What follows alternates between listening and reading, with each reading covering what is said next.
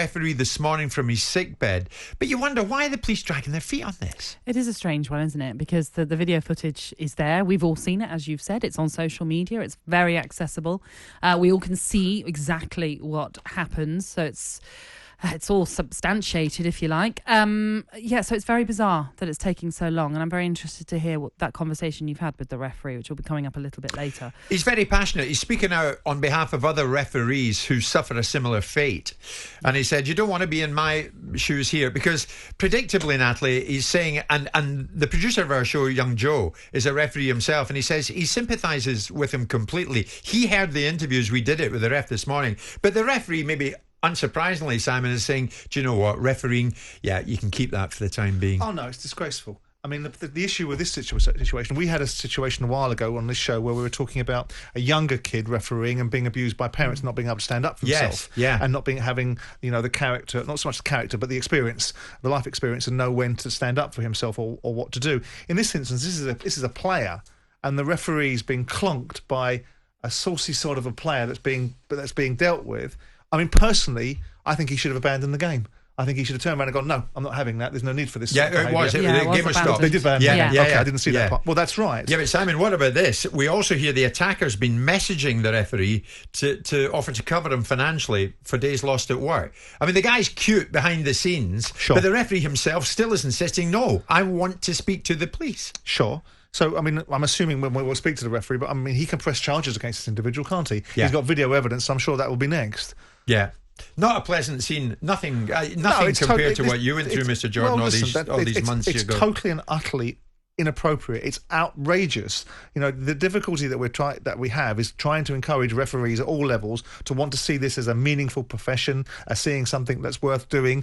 Often it's been something that's ridiculed. Now you're getting refereeing to be paid properly at the top end, which will filter down. Yeah. But you can't have this. No. You can't have grassroots football in any shape or form sanctioning, allowing, or even paying any sort of lip service to this sort of behaviour. No. He's a 28-year-old referee, Satyam Toki. If you get the chance, it's on social media, Natalie, isn't it? I mean, Simon, I'm so glad that someone videoed it. Yeah. They must have thought, aye, something's going to happen here, and got in and got recording, because without that... This little nitwit needs to get his collar felt. He does. The guy that's hit the referee, he needs to get his collar felt. He needs to be put in his place. Yeah. Never mind, I don't know how he's got the referee's mobile number, but never mind him contacting the referee to get in touch with him about giving him a backhander for any aggravation he's caused. He needs to get his collar felt. Well, there's a little gentleman in Sweden who's had his collar felt, and we can thank Manchester United defender Victor Lindelof for that. Have you seen this, Natalie? Swedish police, Simon, have thanked Lindelof. He caught the thief who robbed an elderly woman. Apparently, some character riding a bike snatched a bag belonging to the woman in her 90s. She's in her 90s. This was in Västerås in Sweden yesterday. And thankfully, for the elderly woman's sake, Victor Lindelof was on hand. He ran after the suspect and held him until the police arrived. Do you know, it's how lovely. How good is that? It's lovely to hear stories like this. It's great to highlight gumball on the bike. Positive stories, because, yesterday we were talking a little bit about Harry Maguire. Obviously, that's an ongoing situation, so we won't go into details, but it's nice to have such a positive story to talk about and wonderful. I mean, I could be mean-spirited and facetious and say I've never seen Lindelof move so quickly. But Simon, I would say, do that. Well done him. Well done him. Yeah, if you're going to get your bag whipped by somebody in the street, make sure Victor is on the street corner. Well done, Victor Lindelof. Chelsea, Simon, catching the eye. Not for the first time. We're going to speak about the impact that football club that Roman Abramovich has made, because Chelsea are on course this morning to spend more money than in any previous transfer window. And remember, this is a longer window than usual. Agreed deals to sign Kai Havertz and Thiago Silva. And we brought you the news on Thiago Silva yesterday on this very show. It's now being reported this morning that a £50 million deal has been agreed with Leicester for Ben Chilwell. That should be completed in the next 3 days. It would be a 5-year deal. Chelsea setting the benchmark for the rest to follow. We're going to look at that next. It's Jim, Natalie and Simon live on TalkSport. The face of football in this country. One was yourselves or Sky and their revolution in 1992, and then Abramovich landing in 2004. changed the whole dynamics. And we had just got promoted in 2004, so it was bloody ironic for me that he drove the price of everything up at that particular time. Yeah. You must have been delighted. And the first, he came 2003, but the first game that was played under his ownership was a pre-season friendly between Palace and Chelsea. And Trevor Birch was his chief executive at the time. Ranieri was his manager. Yeah. And you saw this momentum starting to build. You know, I tried to get John Terry on loan, was told to sling my hook at that time. Did you? But by the same token, what he's done is driven a new dimension into the Premier League that Sheikh Mansour has picked up in 2008. Tirwan Archer tried to do earlier than that. But Mansour's raised or certainly brought the bar to a certain level. So I think his contribution to Chelsea is immeasurable, because with respect to Chelsea, they are a manufactured club to some extent, like Manchester City, that it requires immense owner influence and wealth to drive it to the next level. Whereas there's a natural level that the Manchester Uniteds of the world can achieve and the Liverpool of the world can achieve that don't require this immeasurable amount of money being fired out of Russian tanks or Middle Eastern oil wells. But the notion that he's a force for good for Chelsea. Has he been a force for good for the economics of football? Probably not. But they may well have gone that way anyway.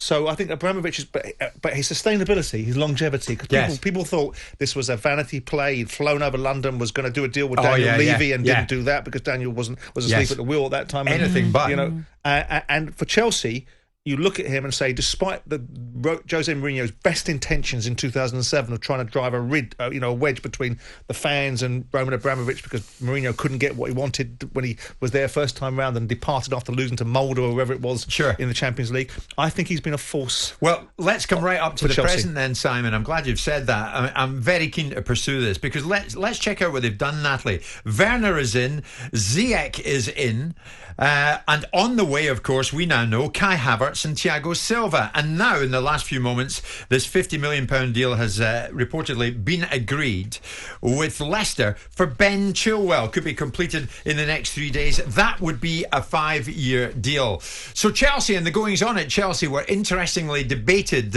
on Drive yesterday between Andy Goldstein and Darren Goff. When you look at the Chelsea side that finished fourth, and when you look at the players they've brought in, Werner and Ziyech, and the players they're being linked to, Chilwell, which we'll talk about in a moment, Kai Havertz and Thiago Silva, minimum expectation for that Chelsea side next season has got to be at least a challenge and a trophy, isn't it? It's to bridge the gap.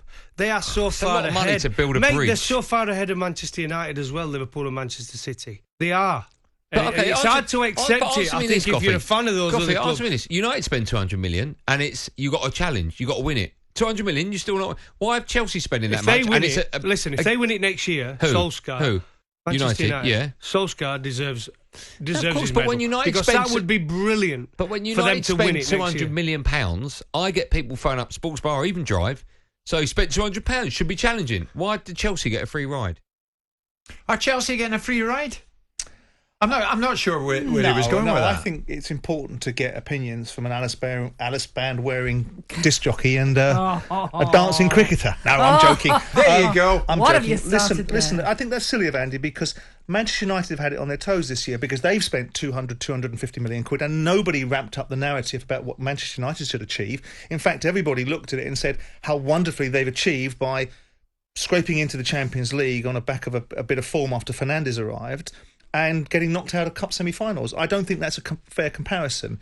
I think Chelsea are doing probably no more or no less than all of the elite or the big six will do.